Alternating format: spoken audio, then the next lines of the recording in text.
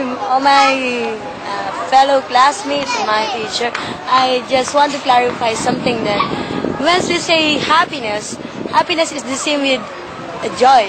Yeah, because once we say joy, this is thing that really inside person. Yes, and that's the joy that you experience within yourself. But once we say happiness, that's only the happiness that you get from things surround you. But the joy is from the things inside you that you get from God, and that's the gift of God to each and every one of us. Okay, so next question is this. So, this is the question. Di malilimutang, Okay, next question is this. Bagay na sasalamin sa iyong pagkatao. Okay. Bagay, things. Okay, nasasalamin sa iyong, anything that nasabi mo na nag-appear or sabihin natin is sumasalamin sa iyong pagkatao. Well, never thought of that. It's really hard question, but you know, I could find myself as a ball, you know. Okay, it's a ball. Yeah. So why? Why is that? Because life is like bounce. It's like a ball, you know. It's bounce whenever. If there's some person who controls the ball and who dribble the ball, it's bouncing. So I'm referring to God. God is bouncing me, you know. He's the one who controls my life, and I'm a ball. Whenever He wants me to go to that place, you know, He just dribble it in that place. So He's the one who controls my life. So that is why I can describe myself as a ball, right? It's very good answer, and I really like that. And we all know that, as I've said a while ago, God is the only one who can control our life, and it is really amazing that we have God in our lives.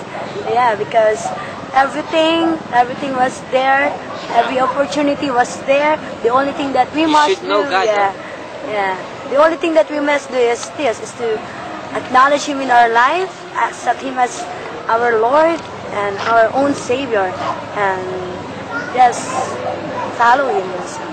Yeah, so our next question is this. Okay. Di malilimutang sandali. Yeah. Di malilimutan sandali. Okay, last. For the last.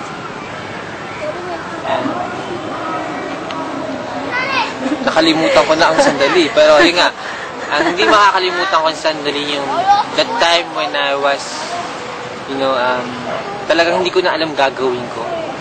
Dumating sa point na may dumating sa akin sa problem, isang pinakamalaking problem, and hindi ko alam kung anong gagawin. And then, you know, I have a friend, he's Ilarty Batula, his name is Ilarty Batula. Ilarty, yeah, I know him. He's the one who, I just saw him, and then he tells me na, told you? Yeah, he told me na sumama ako sa kanya. Okay. And yun nga, yun that time, we go in the church. Don't know pala na sa church pala kayo pupunta. And one thing na nakilala ko si God, kung meron akong pinaka-problema, I hope na hindi ko sasabihin sa inyo, pero basta't may dumating sa akin problem, malala. I respect your and then you know, alam mo yun, parang yung nakilala ko na si God, suddenly changed everything. You know? My mga problema ko, talagang nawala talaga. When I met Him in my life. Yeah. Okay. So I really thank God for that. You know, yun lang. Okay, so now we are already finished with our interview, and we would like to thank every one of you for listening to our interview, and God bless you. Thank you.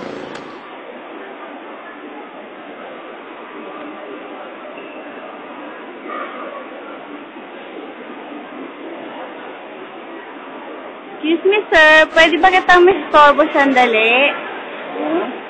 Pwede ba kitang mistorbo sandali? Pwede ba kitang interviewin? Tungkol sa ano naman yan? About our national hero. Yes. Okay. Sir, as a person, what can you say about our national hero? Like, sa akin sa mga hero, okay naman sila. Pinakita naman nila yung katapangan nila na ipaglaban yung Pilipinas. Sino sa kanila yung gusto mong, hero? Yun lang nga, sa base nung napanood ko, si Jose Rizal. Okay, yun ang sir. isa na gusto ko sa hero. Kasi, namatay nga siya sa paglaban sa Pilipinas. Namatay siya sa Luneta, yung ginawa siya. Ano pa po, sir? May alam pa po ba kayong iba? Iba? Meron ako, pero hindi lang siya pang Pilipinas na hero eh. Kung pwede, pwede ko siyang isali. Kung pwede lang. Yun naman sabi ko, si Cristo lang sa akin.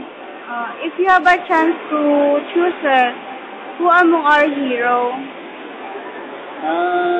Yun na nga, isang ko talaga, ang isang napansin ko talaga, si Jose Rizal. Yun talagang boto ako sa kanya. Yun na talaga ang hero. Okay, ano naman po yung nagustuhan niyo sa kanya? Yung mga nagustuhan ko sa kanya, sa kanyang talino, kasi sa talino niya, lahat ng mga pag-aaral, or isa siyang doktor, di ba? Dr. Jose Rizal. So, okay. Nasa kanya lahat yung talino, at saka yung katapangan ng kanyang sarili, ay ipaglaban talaga yung Pilipinas. Kung pwede ko siyang ipagtumbas, kapareho siya ni Cristo na ibinigay yung talagang kanilang buhay. Namatay talaga sila para paglaban sa Pilipinas. Okay po.